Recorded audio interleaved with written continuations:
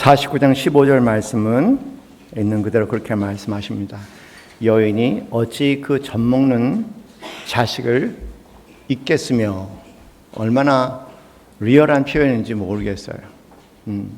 저는 젖을 먹여본 적이 없어서 잘 모르겠지만 뭔지 모르게 공감할 수 있는 표현이 아닐까 생각이 듭니다. 여인이 어찌 그 젖먹는 자식을 잊겠으며, 자기 태에서 난 아들을 긍휼히 여기지 않겠느냐. 참 놀라운 표현이죠. 그러면서 강조법으로 그들은 혹시 잊을지라도, 그런 의미도 혹시 그들을 잊을지라도 나는 너를 잊지 아니할 것이라.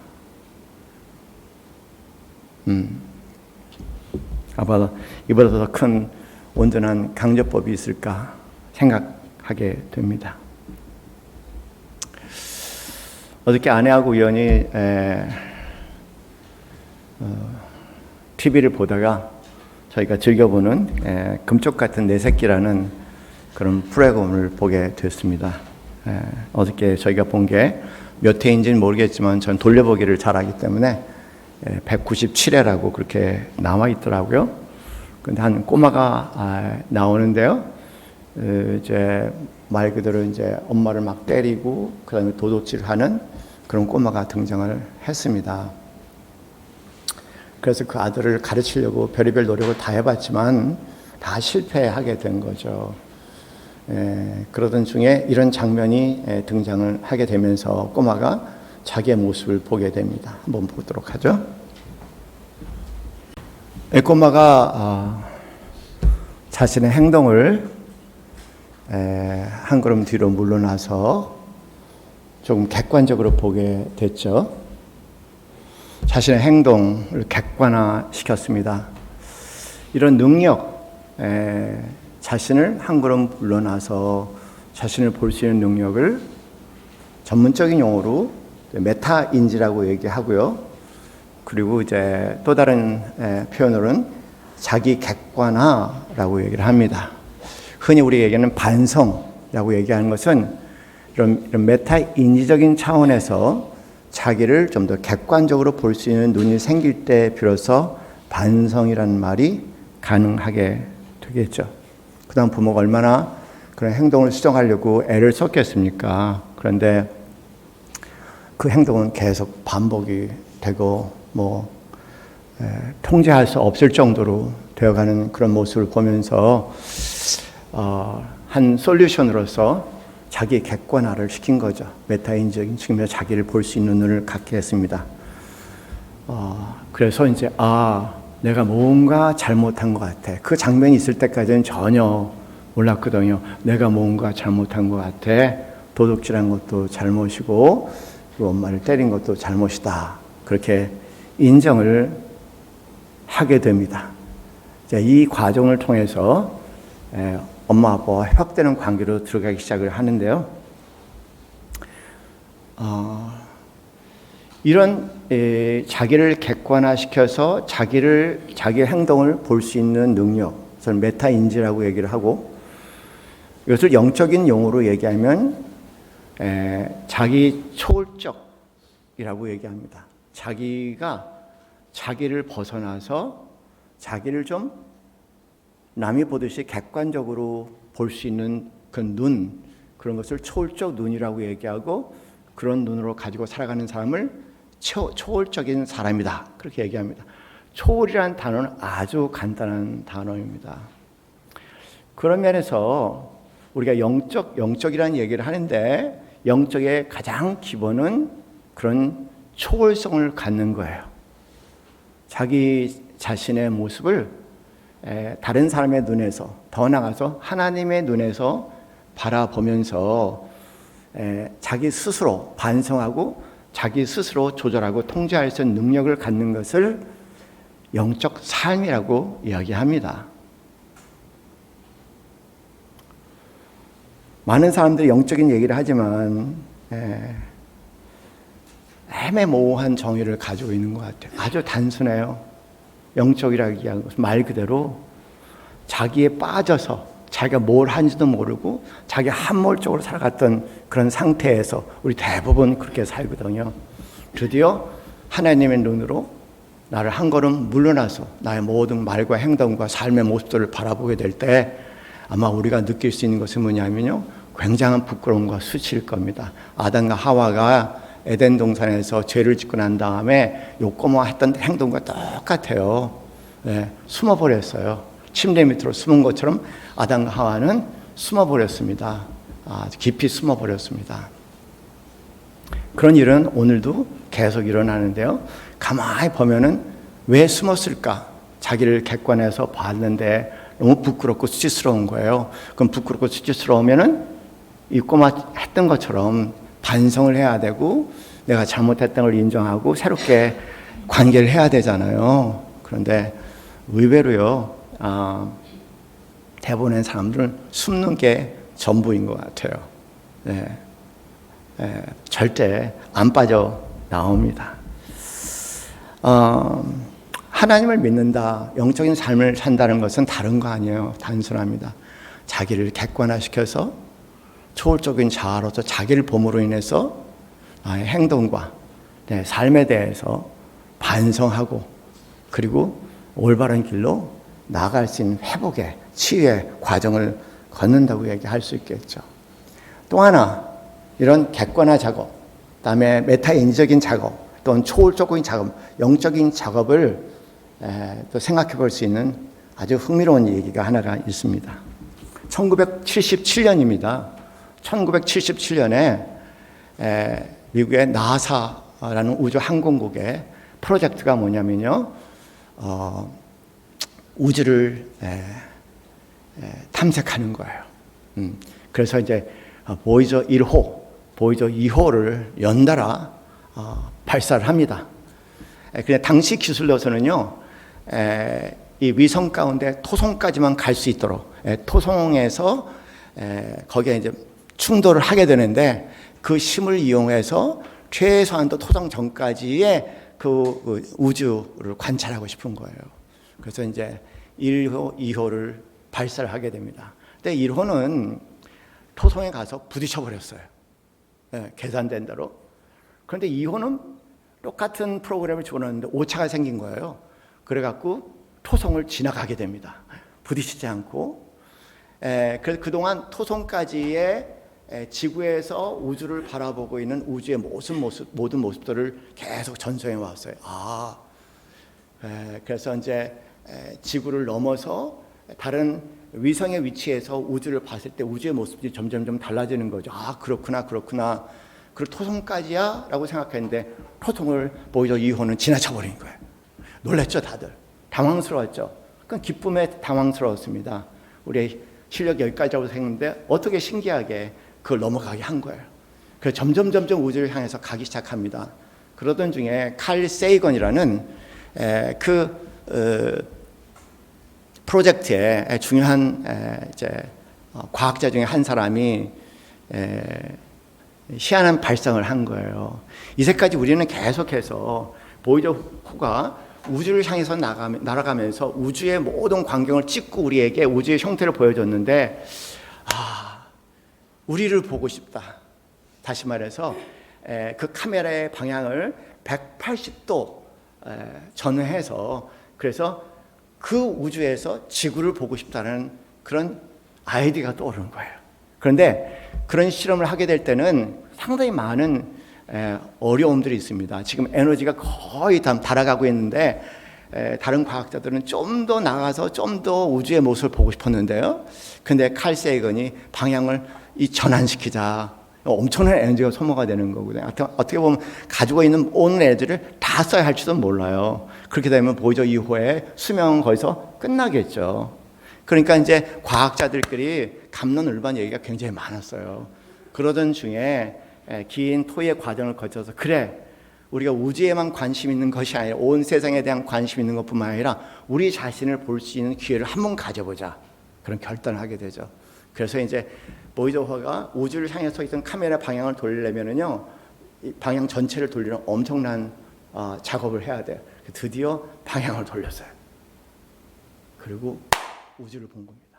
우주에서 지구 최초로 본 겁니다. 1990년 우주에서 본 지구의 모습이 바로 이거예요.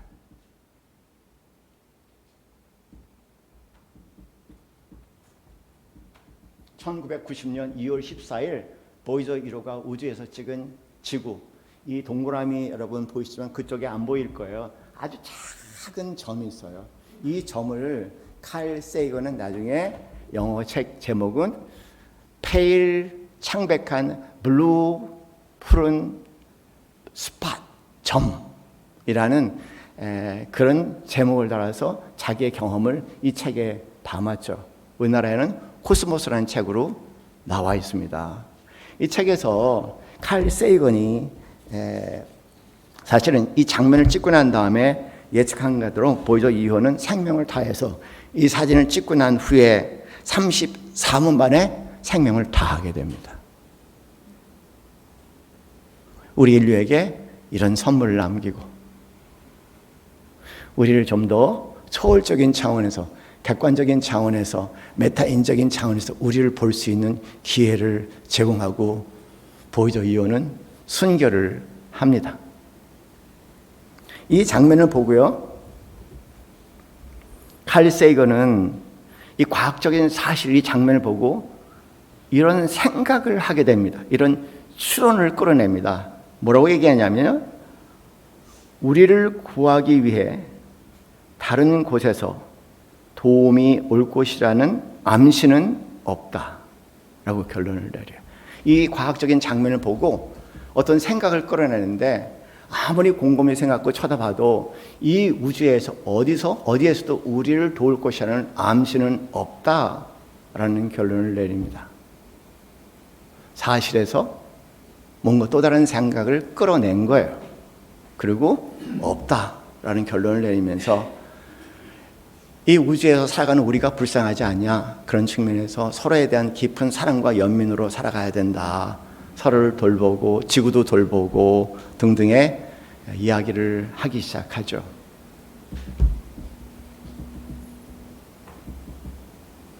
여러분, 그런 사실에서, 이런 과학적인 사실에서 이 우주를 보더라도 우리를 도울 수 있는, 도울 그 어떤 대상이 있다는 그런 암시는 어디에도 없다는 결론을 가지고 여러 가지 생각들을, 추론들을 끌어낼 수가 있어요. 그런데 이분은 뭐냐면은 우리가 서로 도와야 되지 않겠느냐, 그렇게 결론을 냈습니다.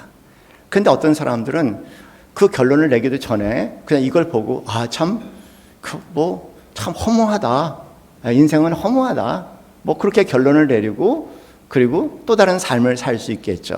그것도 또 하나의 선택입니다. 칼 세이건은 이렇게 생각했고 이 과학적 사실에 대해서 어떤 사람은 저렇게 생각했죠. 그런데 저는 이 장면을 보면서, 이 책을 읽으면서 굉장히 큰 감동을 받았어요. 그 감동은 또 이런 추론입니다. 이런 우리의 운명과 우리의 삶에 대해서 이 작은 블루덕과 같은 작은 점에서 박작거리며 살아가는 서로의 모습을 바라보면서 제 마음에 이곳에 사는 사람들에 대한 깊은 연민의 마음이 생겼으니, 그냥 저는 그렇게 생각한 거예요. 저는 목사잖아요. 이런 우리의 하나님은 깊은 관심을 가지고 계시는구나. 하나님이 당신은 사랑이라고 얘기한 이유는 이런 실제 우리의 모습을 보면서 당신은 사랑이라고 얘기하고 우리를 사랑하되 죽도록 사랑하신다고 말씀하시고, 우리를 사랑하시되 말 그대로 우리를 위해서 자기 것을 다 내어주신다는 그런 말씀을 하시는구나. 내가 너와 함께한다, 동행한다, 계속 말씀하시는 거구나. 나를 객관화해서 메타인적인 차원에서 우리의 지구 안에 살고 있는 그 많은 우주 안에 지구라는 작은 점, 이 점 안에서 60억 인구 중에 한 사람이라는 나를 생각하면서 정말 내가 살아가면서 매일매일 경험하는 이 수많은 세계 가운데서 나에 대해서 관심을 가지고 있다는 사실은 저한테는 너무너무 큰 감동이 되더라고요. 선택은 여러분 손에 있어요. 염세주의적인 선택을 할 것인가? 온 세상은 나한테 아무런 관심이 없다. 그렇지 않으면 우리가 서로 도와야 되느냐? 그렇지 않으면 그런 우리에 대한 자비와 긍휼함, 사랑으로 하나님께서 우리를 끝까지 붙잡고 동행하고 사랑하시는 걸까? 무엇을 믿고 사느냐? 그 믿음이 우리의 삶의 방향성과 결과물을 결정하겠죠. 그 자체에 대해서는 객관성은 없습니다. 믿음이란 것은 아무리 객관성을 얘기하려도 객관화될 수 없는 것이고요. 믿음이란 것은 철저하게 주관적인 것입니다. 무엇을 믿느냐? 그 믿음이 우리의 삶의 다른 결과들을 가져올 수 있다는 것을 생각해 봐야 할 것 같아요. 그래요. 예수님께서 오셔서 누가복음 4장 7절, 4장 17절, 18절, 19절 말씀에 성령이 내게 임하셨으니 나로 하여금 가난한 자에게 복음을 전하게 하려 하시고 내게 기름 부으시고 나를 보내사 포로된 자에게 포로간 자에게 자유를, 그리고 눈먼 자에게 다시 보게 함을 선포하고 눌린 자를 자유롭게 하고 죄의 은혜를 선포하게 하려 하심이라는 이 말씀 있죠. 도대체 포로된 자가 누굴까? 눈먼 자가 누굴까? 눌린 자가 누굴까? 제가 보니까요, 포로된 자는 다른 자가 아니에요. 눈먼 자도 다른 자가 아닙니다. 눌린 자도 다른 자가 아닙니다. 뭐냐면 우리가 꼭 필요한 절대적인 믿고 의지할 수 있는 사랑의 대상이 없이 세상을 살아가는 것이 바로 포로된 자의 신세고 눈먼 자의 신세고 눌린 자의 신세라는 겁니다. 주님께서 이 땅에 오셔서 우리가 하신 일은 단 한 가지예요. 그것은 뭐냐면 너의 처지와 형편에 관계없이 이런 창백한 푸른 이 전과 같은 지구 땅에서 복잡거리며 살아가고 있는 너에 대해서 하나님이 너를 사랑하신다. 그 사랑의 증표를 나를 보내셨다는 것을 지금도 끊임없이 우리에게 하시는 말씀이죠. 그것을 경험한 자에게 일어나는 기적이 있습니다. 그것이 바로 하나님의 은혜를 경험할 때 우리는 그 은혜를 가지고 드디어 주의 은혜의 해를 선포하는 삶이 시작될 수 있겠죠.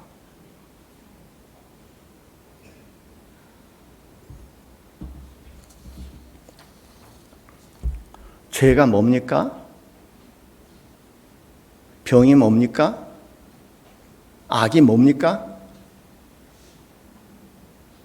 사람마다 죄에 대해서, 악에 대해서, 병에 대해서 다양한 정의들을 가질 수 있을 거예요. 다시 말씀드립니다. 제가 죄라는 단어를 얘기할 때, 악이라는 단어를 얘기할 때, 병이라는 단어를 얘기할 때 여러분 어떤 장면들이 떠오릅니까? 저는 죄도 연구하고 병도 연구하고 악도 연구해 봤어요. 그런데 뜻밖의 죄라는 단어와 악이라는 단어와 병이라는 단어의 공통 분모가 있더라고요. 그 공통 분모는 먹어야 할 사랑과 은혜의 분량을 제대로 먹지 못하게 될 때 그것이 어떤 때는 죄의 모습으로 드러나고 어떤 때는 악의 모습으로 드러나고 어떤 때는 병의 모습으로 나타나고 어떤 때는 죄와 병과 악의 모습으로 총체적으로 나타난다는 아주 분명한 사실을 인지하게 되었습니다. 그래요. 죄가 중요한 것이 아니라 죄와 악과 병은 우리가 먹어야 할, 그리고 늘 먹어야 할 절대적인 온전한 사랑과 은혜의 부재나 결핍에 온다는 겁니다. 그래서 이걸 조금 더 실감있게 이해하기 위해서 제가 아까 보여드린 그 동영상 끝에 부분을 다시 한번 보여드릴게요. 한번 잘 느껴봤으면 좋겠어요. 여기에 답이 있습니다.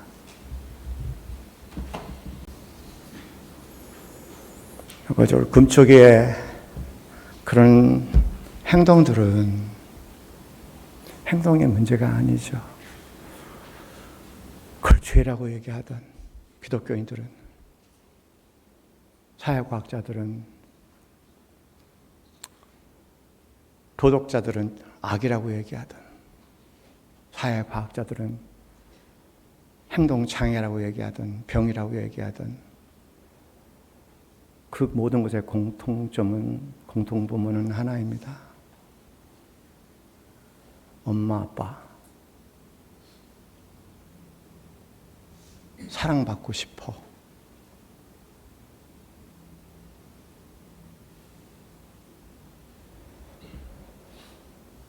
인간의 사랑의 실패를 하나님은 아시죠. 지구 온 땅에 65 인간들이 저지르는 부모 중심적인 생각 가운데, 끊임없이 통제와 조정 가운데 당하는 아이들의 고통, 우리는 다 성장했음에도 불구하고 그 고통을 감추면서 이 금쪽이가 너무 힘들어하는 거예요. 바라는 게 뭔데? 바라는 게 뭔데? 내가 바라는 게 뭔데?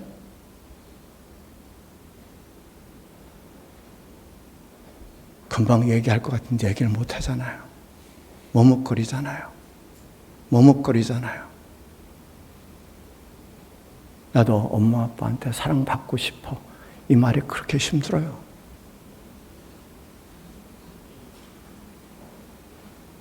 사랑하는 성도님들, 그 말이 그렇게 힘드세요?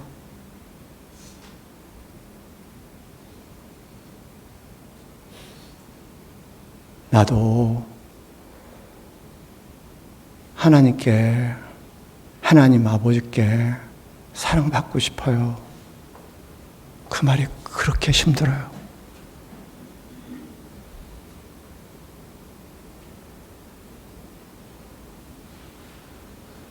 그 말이 그렇게 힘들어요. 왜 그렇게 힘들어요, 그 말이? 어른이 됐다고요? 어른의 껍질을 쓰고 산다고요? 나도 당신에게 사랑받고 싶어.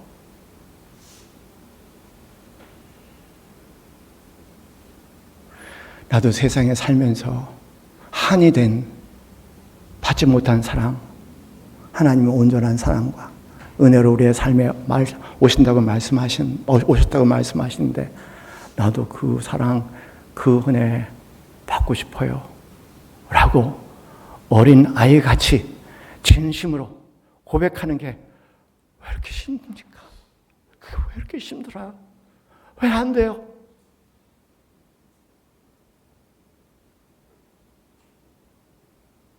내 안에 있잖아요. 내 안에 있잖아요.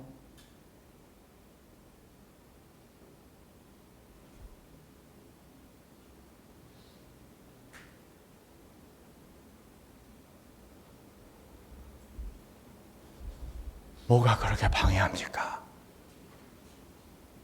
왜 내가 방해하고, 왜 그대가 나를 방해합니까? 나도 사랑받고 싶어요.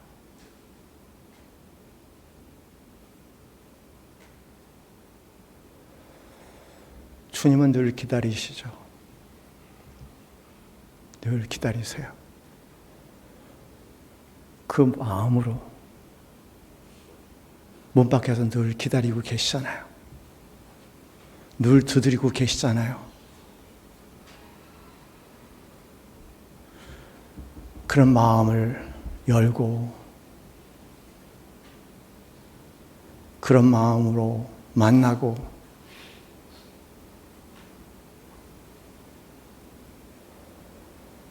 그분의 사랑 가운데 사는 것이 왜 부끄러움이 되고 왜 수치가 되나요? 왜 계속 침대 밑에 숨어 살까요? 그렇게 하나님이 두려우세요. 그 하나님은 누가 심어주는 하나님입니까? 금쪽이가 침대 속으로 숨듯이 그렇게 무서운 아버지였을까요? 여러분이 생각하는 하나님은, 그 하나님은 누가 심어준 하나님입니까?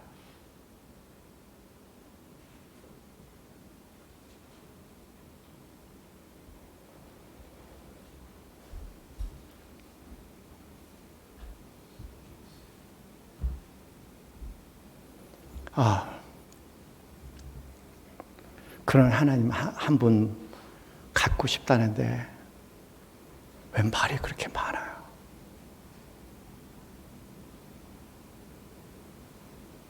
내가 제 자신에게 그런 하나님 아버지 한 번 모시고 그 하나님 아버지 사랑 가운데 은혜 가운데 살고 싶다고 얘기하는데 내 안에 왜 이렇게 주절거림이 많아요? 세상은 왜 이렇게 방해하는 목소리가 많아요? 그게 뭐가 그렇게 잘못이라고? 그게 왜 부끄럽고 수치스러운 일이라고 하냐고요? 어른이 돼야 됩니까, 항상? 착각하지 마세요. 예수님이 이야기하셨잖아요. 어린아이가 내게 오는 것을 금하지 말라고. 하나님 나라는 저들의 것이라고 말씀하셨잖아요. 어른은 하나님 못 만나요. 어른 절대 하나님 못 만납니다. 어린아이가 돼야지 만나요. 나도 그런 하나님 모시고 그렇게 살고 싶습니다. 그리고요, 나를 위해서 또 내가 사랑하는 가족과 이웃을 위해서 수시로 그들의 안녕과 행복을 위해서 늘 빌고 간구할 수 있는 하나님 아버지 나 하나 갖고 살고 싶어요.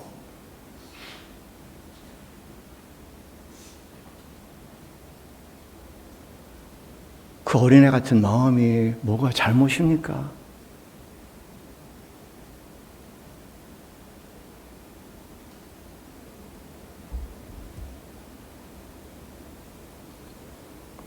기계 같은 딱딱한 인생이 아니라 그는 하나님과 인생을 살면서 그 경이로움과 신비로움 가운데 살아보고 싶다는 얘기하는데,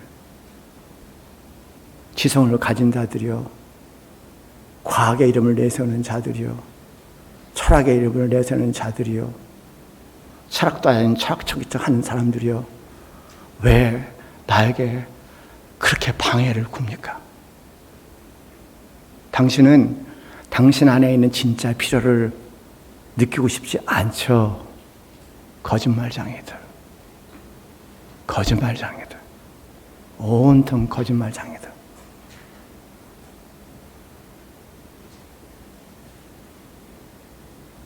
그래요.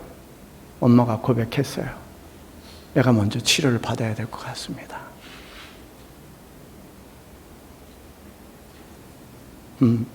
그들이 치료받지 못한다면 영원히 금쪽이 만날 수 없을 거예요. 그 사랑 만날 수 없을 겁니다.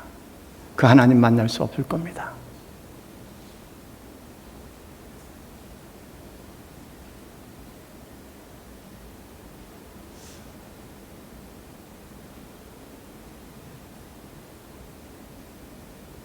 제발 어른인 척하지 마세요.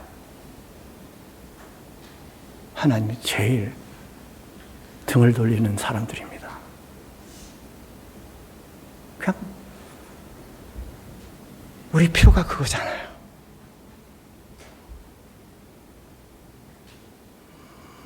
아글골짝 같은 개골이 지날지라도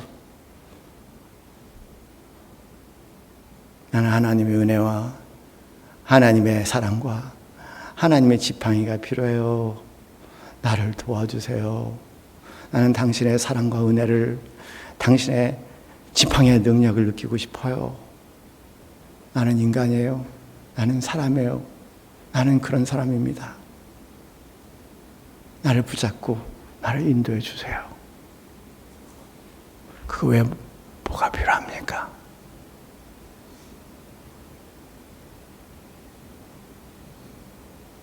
내려놓으세요. 우리는 영원한 어린아이들입니다.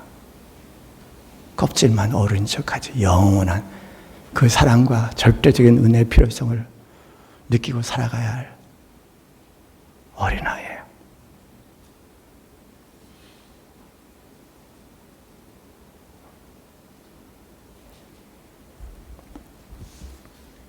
기도합시다.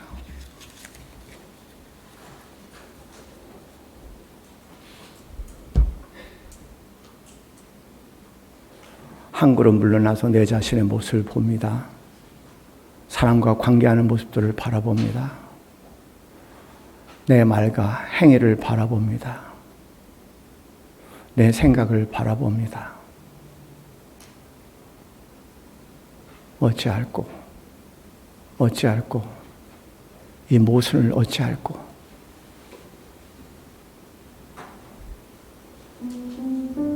그러나 두려워하지 말고 침대 밑에 숨지 말고 영원한 사랑이신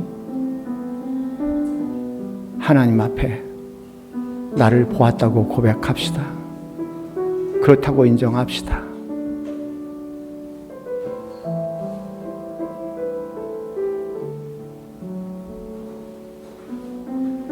거기에 이제까지 내가 한 번도 경험을 못했던 하나님의 은혜의 사랑, 오랫동안 주님께서 두드렸던 그 문을 여는 마음 가운데 그 문의 임재하심이 임할 것입니다. 어린아이같이 삽시다. 하나님, 나는 당신의 사랑을 받고 싶어요. 나도 당신의 은혜 가운데 살고 싶어요.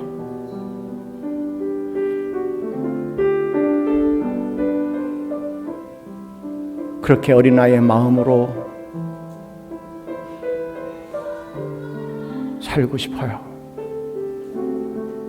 누가 뭐래도 그렇게 살고 싶어요. 그것이 나의 기쁨과 나의 춤과 오늘 살아가는 비밀과 능력이 되기를 원해요. 그렇지 않으면 나는 늘 죄악과 병과 신음 속에 살아가게 될 거예요.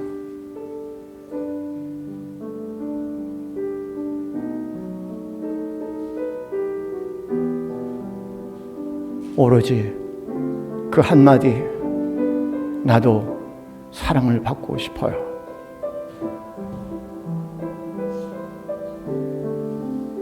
하나님, 나도 사랑을 받고 싶어요. 하나님, 나도 은혜 가운데 살고 싶어요. 하나님의 은혜와 사랑 가운데 매일매일 동행하기를 원해요.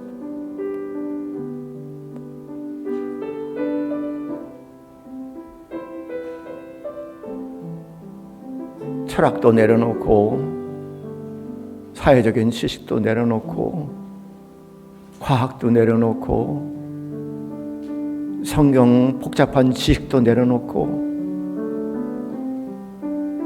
저는 알아요. 그 한마디가 우리의 삶의 구체적인 실체가 된다면 하나님 말씀은 주님께서 십자가에서 말씀하신 것처럼 내 삶에 다 이루어진 것입니다.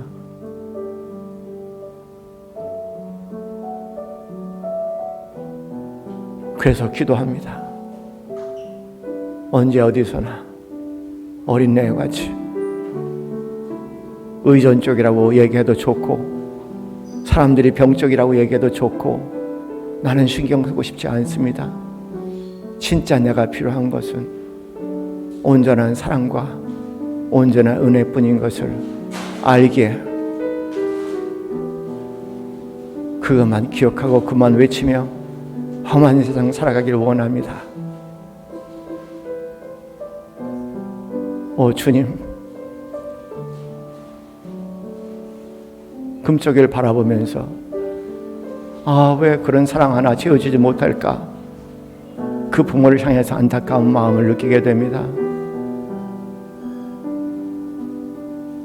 그런 마음으로 주님께 기도합니다. 저와 이곳에 함께하고 있는 믿음의 사랑하는 형제 자매들 가운데 하나님 이렇게 기도합니다. 왜 하나님 채워주시지 않으세요? 그게 뭐라고? 당신의 자녀들 아닙니까? 당신의 거듭난 자녀들 아닙니까? 당신의 자녀들 아닙니까? 채워주세요.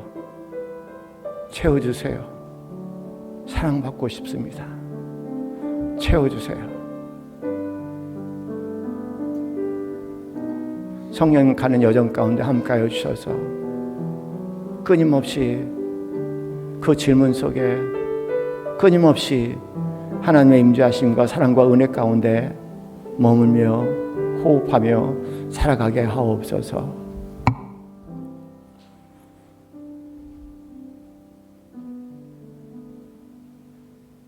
이제는 우리 주 예수 그리스도의 그 크신 은혜와 하나님 아버지의 지극하신 사랑과 성령님의 교감하심, 어린아이같이 주님의 은혜와 사랑 가운데 살아가기 소원하는 이 자리에 사랑하는 모든 성도들 머리 위에 지금부터 영원까지 함께 있기를 간절히 축원하옵나이다. 아멘.